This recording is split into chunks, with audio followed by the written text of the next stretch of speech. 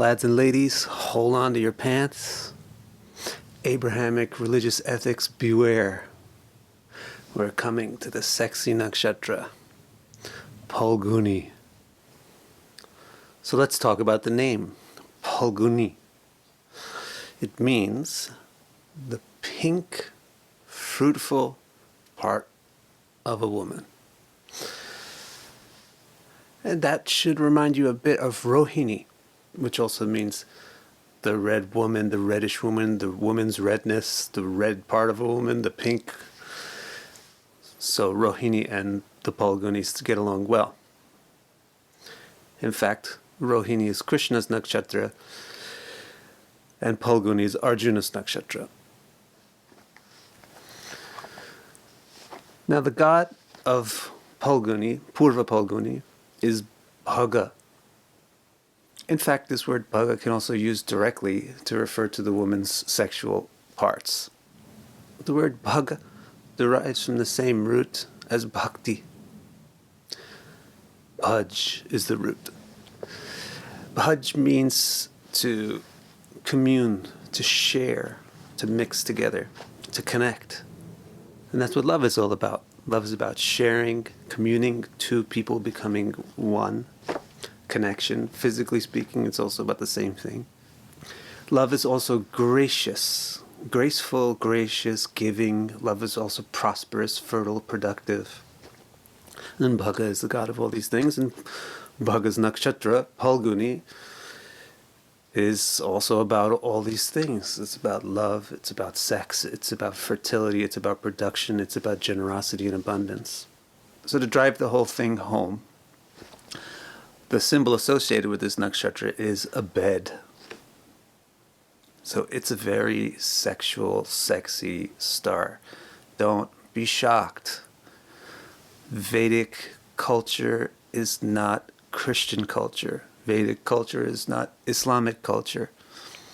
Vedic culture is not Indian culture. Indian culture today is heavily, heavily, heavily influenced by Islamic and Christian thinking because it was dominated by the British for a long time, and before that it was dominated by the Mughals for a long time. But if you look back to the ancient Indian culture, which you can see best not just in paintings or written words, but in stone that lasts for a long time, look at the sculptures. In ancient Indian sculptures, you certainly don't see women walking around in burqas. You don't see them with their heads covered or dressed in saris. They wear nivi, kanchuli, which is almost a bikini. And they're not shy about how they depict the feminine beauty. And they're not shy about how they depict anything. Have you seen these sculptures on the temples of India?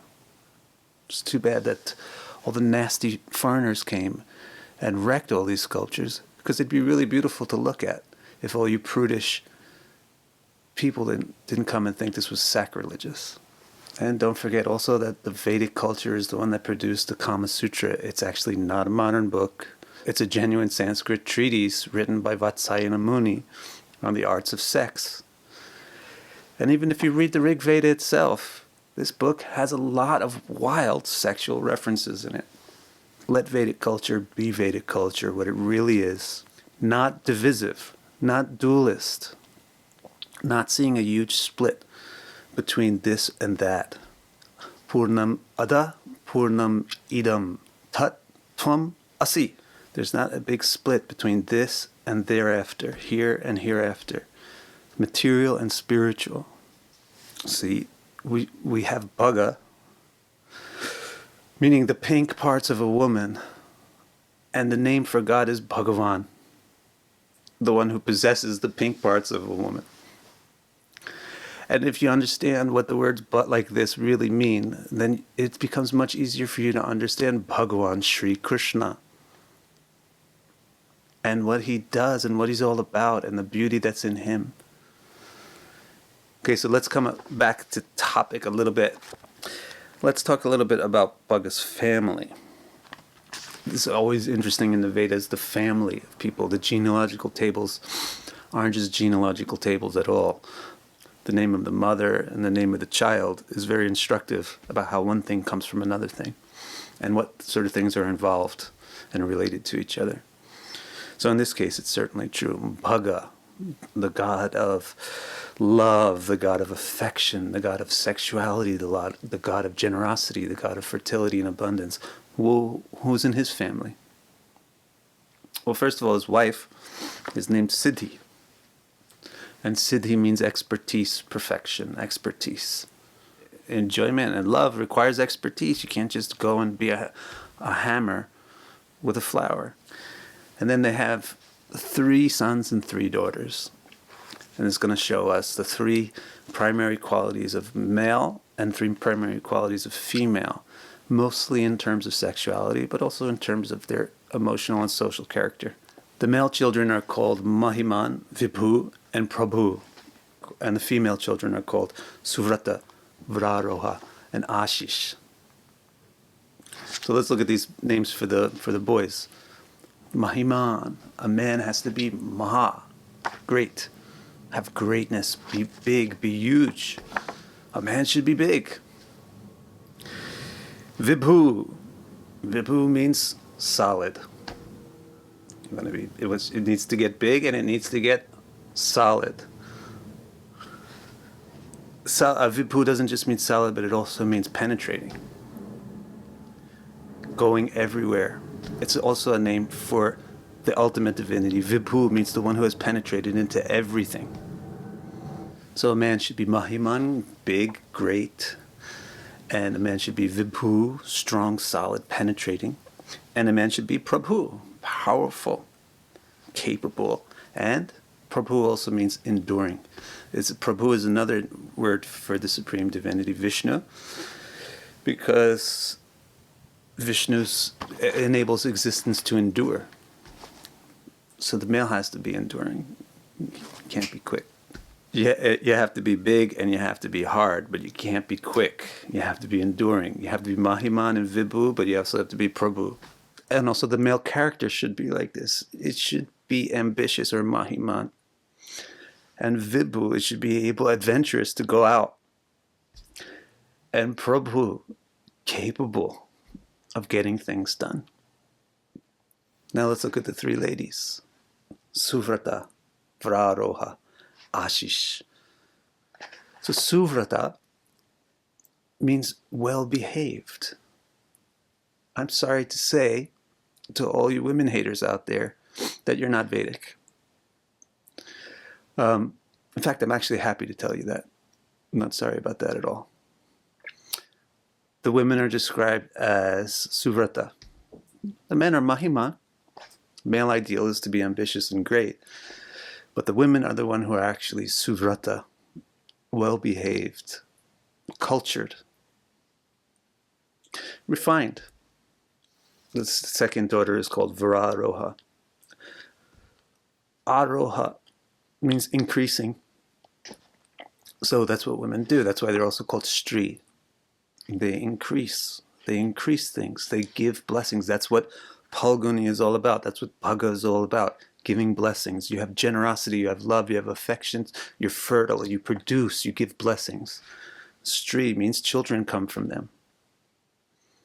Things increase from them. They bring profit.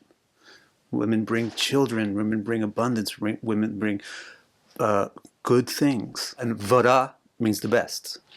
So Vraroha, the best increaser. It also means elevation, so elevated place. So women are supposed to have elevated parts. They should have curves. And then the third daughter is named Āśīs. It's the word which means blessing. The women give the blessing. They give the society blessings. What kind of blessings? They are the ones who are producing Phalguni, fruit. They're giving the fruits. They're giving the children. They're giving the blessings. They're giving the opulence. That's the blessing. Not only that, they're the desire fulfillers. Ashirvat means may your desire be fulfilled. Suvrata also means very good at following the lead. And Vraroha means very good at getting on top or very mountable. And Āśīs means she has desires and she fulfills the desires. So altogether, this defines the woman's role not only in the social setting, but also in a sexual setting.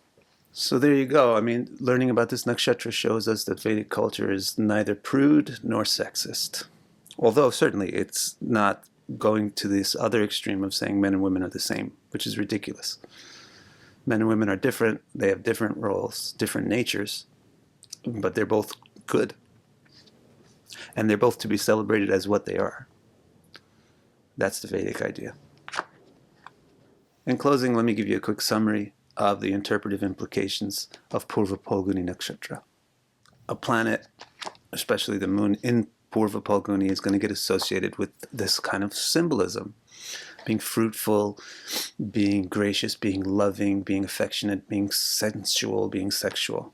Okay, that's the basic thing. So you're going to get dexterity and skill and talents and arts, because that's what that's what's required to enjoy life. Some skill, some talent, some artisticness. And it's a good start for anything pertaining to marriage, romance, or sensuality. So there's a lot more on Purva Phalguni in my book, 27 Stars, 27 Gods. But for now, that's all. Hope you enjoyed this video. And subscribe and like it and all that great stuff. Thank you.